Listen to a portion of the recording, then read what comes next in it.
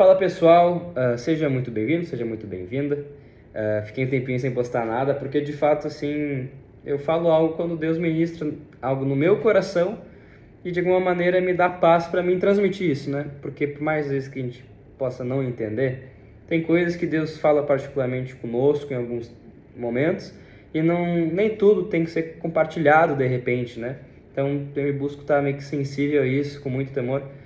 E eu quero falar sobre algo que é muito importante, eu vejo para os dias de hoje, que é uma parada de religiosidade, sacrifício, barganha, tipo assim, com Deus. E o que Deus realmente se agrada? O que alegra o coração de Deus? Né? Qual o posicionamento da criatura, ou seja, de nós, seres humanos, que alegra, que move o coração de Deus? Algo que Ele aprova, né?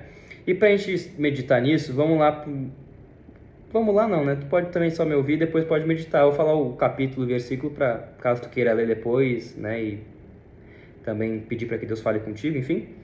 Miqueias, capítulo 6, versículos 6 até o 8.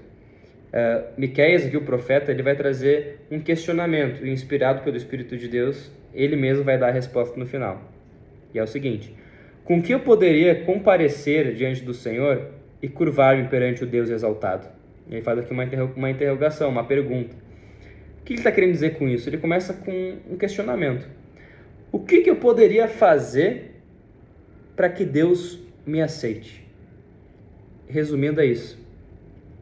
Ele vai desenvolver. Deveria oferecer holocaustos, que eram ofertas queimadas, totalmente queimadas de animais, porque assim, pessoal, só dando um parênteses que eu acho que é importante, de repente, para quem não tem muito o hábito, assim, costume, né, nunca leu, nunca estudou, de repente, ali um pouquinho do Antigo Testamento, que tem a Nova Aliança, que é a partir de Cristo e seus ensinamentos, e a Antiga Aliança, que é antes de Jesus Cristo, né, a lei mosaica, a lei que Deus deu através de Moisés, né, e algumas coisas, bastante coisas mudam, né, de certa forma. Na verdade, elas são reveladas mais perfeitamente em Jesus Cristo, mas tá, esse não é o ponto. O ponto é que tu vai ver ele aqui vai falar sobre o sacrifício, sobre ofertar carneiros, enfim, esse tipo de coisa. Por quê? No Antigo Testamento, quando alguém pecava contra o Senhor, quando alguém falhava em cumprir a lei, né, e reconhecia isso, o certo é aquela pessoa trazer lá no templo para o sacerdote apresentar-se diante de Deus um cordeiro, uma ovelha, né, um boi, enfim, um bode, para perdão dos pecados. Porque isso simbolizava o seguinte, que a morte do pecado, ou seja, a consequência, o juízo de Deus que devia vir sobre mim, não vai ficar, sabe, Deus, tapando os olhos, não viu teu pecado. Não, Deus executa o juízo dele de maneira simbólica através daquele animal inocente, né, matando aquele animal, derramando o sangue daquele animal, depois queimando no altar de bronze lá no templo que tinha, né, antes lá em Israel. Simbolizando, né, a seriedade que tinha o pecado. Então Deus, né, tendo o derramamento do sangue do animal, o sacrifício, um arrependimento, né, no coração daquele que pecou, Deus então perdoava o pecado através desse sacrifício. E isso, de maneira total e perfeita, finaliza em Cristo, né, que é o próprio cordeiro, o próprio animal. Ficou meio estranho, né? Mas é a ovelhinha, é a ovelha de Deus que tira o pecado do mundo, né? Por isso que ele morreu na cruz, porque é exatamente a mesma relação, né? Só que ele é o Filho de Deus, ou melhor, o próprio Deus que encarnou, que se fez homem para morrer por nós de uma maneira definitiva, não precisando mais de sacrifício de animais, né? Então, só explicando, porque a gente vai ver ele dando exemplo em relação a isso, só para deixar bem claro. Continuando então, ainda no versículo 7. Devo oferecer o meu filho mais velho por causa da minha transgressão? Transgressão é o pecado, né? É tu não conseguir cumprir a lei de Deus. Deveria oferecer o meu filho como sacrifício por causa do meu pecado, né? Ele vai fazer algo escandaloso, né? Indo no extremo, o que eu poderia ofertar, né, para Deus por causa do pecado que eu cometi? Ele mostrou a você, ó homem, agora vem a conclusão, o que é bom e o que o Senhor exige. Pratique a justiça, ame a fidelidade e ande humildemente com o seu Deus. Nos dias de hoje tem se apresentado muito, não só nos dias de hoje, mas por toda a história da humanidade, tem muito a ideia da barganha com Deus. O que é isso? É o que eu posso fazer a Deus para que Ele me dê algum favor em troca.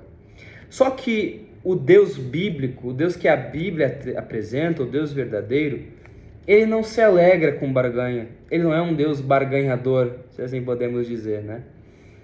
E quando nós deparamos, quando nós percebemos o nosso pecado, quando a gente reconhece, né? Poxa, eu sou pecador.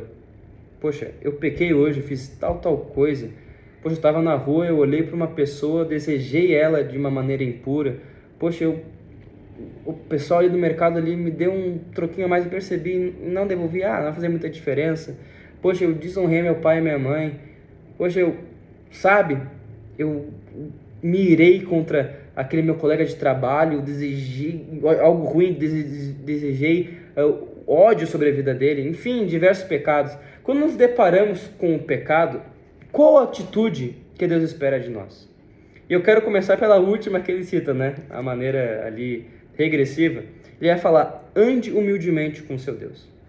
Primeira coisa, Deus ele não precisa e nem quer que, ao a gente se deparar com o nosso pecado, com a nossa condição humana falha, a gente faça, por exemplo, Senhor, para o perdão dos meus pecados, eu vou ler um capítulo da Bíblia. Porque de alguma maneira vai que, né, eu impressione o Senhor para a minha busca, então tu vai me perdoar. Não, Deus não quer isso. Deus não precisa que tu reze 3 Ave Maria, sei lá, e 5 Pai Nosso, para que tu seja perdoado. Deus não precisa que tu vá até, se reúna com uma igreja, que tu vá lá, uma igreja para louvar a Deus, eu ouvi uma pregação para que tu seja perdoado. Claro, tu deve fazer isso, deve ir numa igreja, congregar, praticar essa comunhão com os irmãos em Cristo, porque afinal de contas os lugares que a gente vai definir, vai falar por si mesmo o que a gente está buscando, isso é bíblico também. Mas eu estou falando sobre a intenção do coração. Se deparando com o teu pecado e tu percebendo a tua condição falha diante de Deus, o que tu deve fazer? Tu não precisa, ou melhor, tu não tem nada em troca. Resumindo, a conclusão do texto é isso.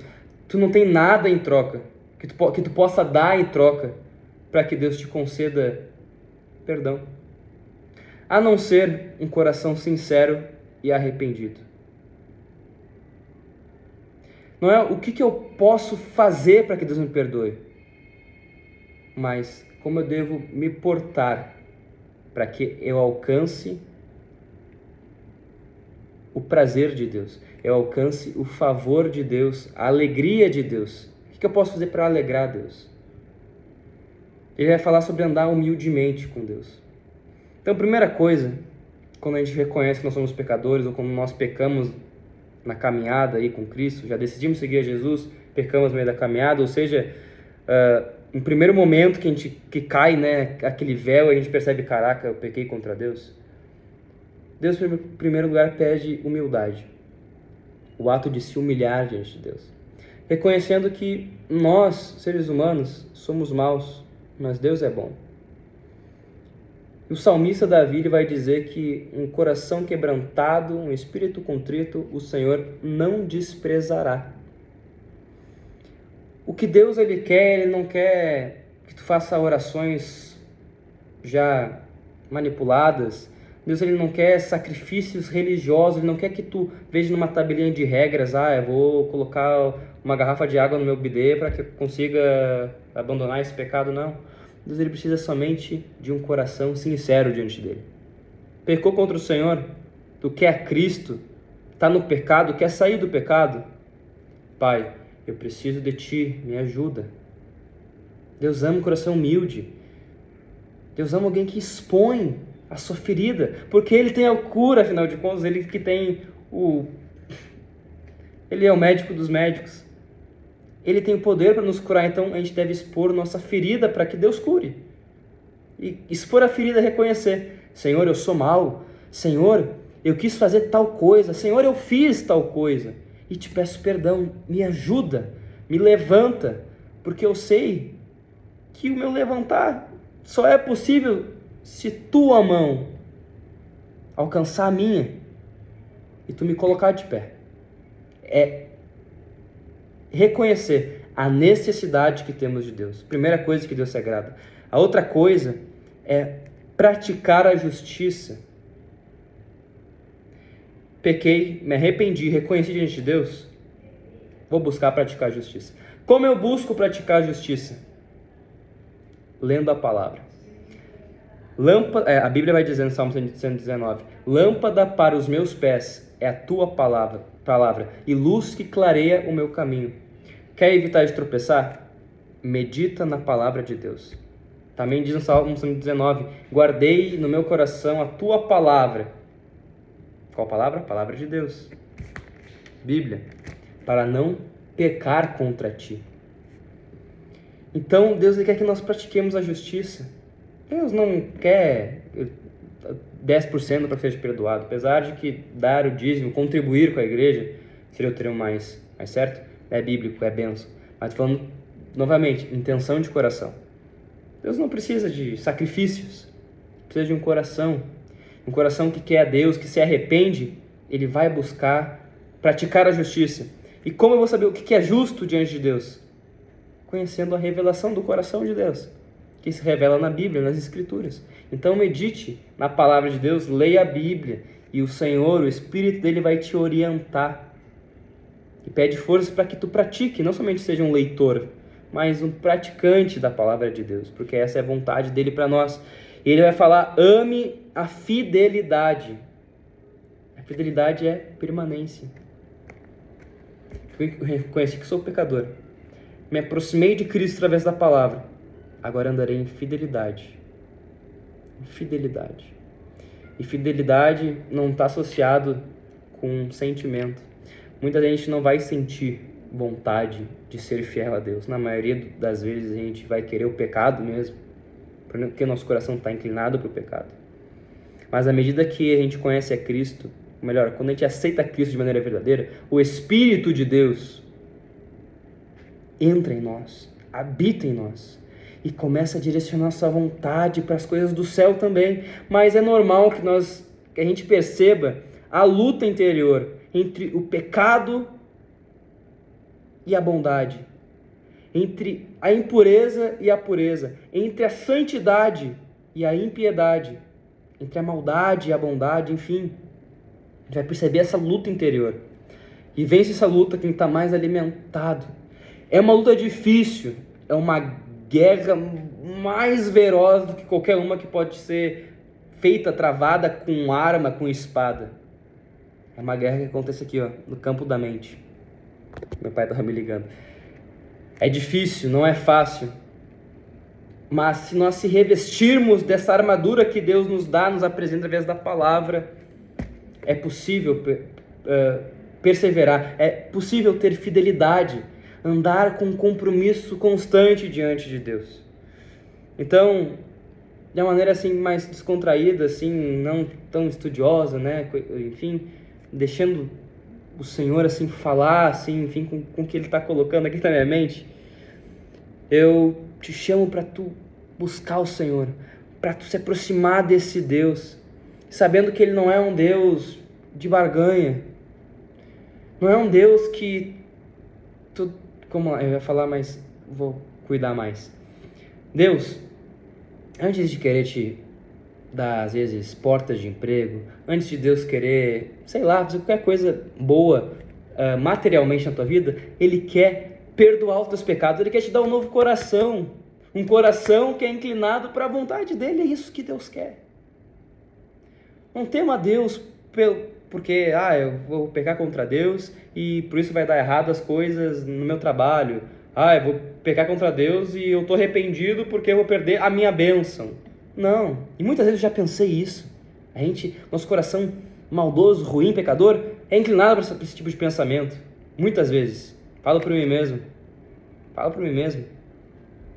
Mas que nossa preocupação, quando a gente pecar, quando a gente querer o pecado, meu Deus, eu vou magoar o meu Senhor, o meu Salvador, aquele que foi o único que me amou de uma maneira sacrificial, ao ponto de ser pendurado numa cruz e morrer por mim, que era um pecador e ele era inocente. E de uma maneira literal, ele nem me conhecia, ele nem olhou nos meus olhos fisicamente, mas pela sua onisciência, o seu pensamento que está no passado do passado, no presente do presente, no futuro do futuro. Ele me conheceu, Ele me escolheu antes de qualquer obra boa minha ou má, e me chamou de filho. Por isso, meu coração, eu devo entrar em apuros ao cogitar pecar contra esse Deus.